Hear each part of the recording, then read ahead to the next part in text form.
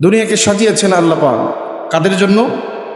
আমার এবং আপনার জন্য, মানুষদের জন্য, তাই কিনা বলেন তো? মানুষদের জন্য কি সাজায়নি?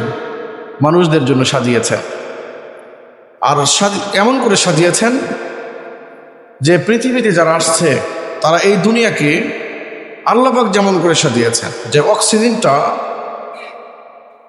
মানে সুন্দর সাবলীলভাবে যেন একটা মানুষ গ্রহণ করতে পারে, এই জন্য নাবাতাতকে সৃষ্টি করেছেন, গাছপালা তরুলতাকে সৃষ্টি করেছেন, যেন মানুষ এই অক্সিজেনকে বিশুদ্ধভাবে গ্রহণ করতে পারে, কোনো যেন ক্ষতি না হয়। পক্ষান্তরে পৃথিবীতে যারা অক্সিজেন বিক্রি করে আর যারা কিনে নেয়,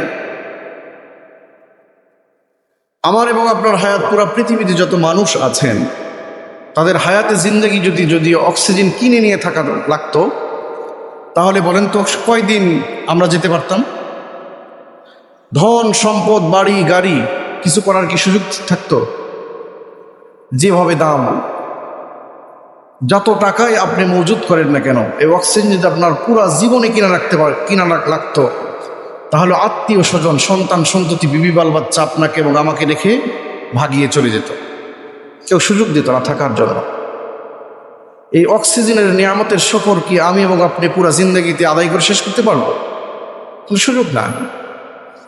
এজন্য আল্লাহ তাবারক ওয়া তাআলা বলেন, ওয়ালাকাদ কাররামনা বনি আদম, ও পৃথিবীবাসীরা শোনো, আমি সবচেয়ে সম্মানিত করেছি বনি আদমকে। জোরে বলেন সুবহানাল্লাহ।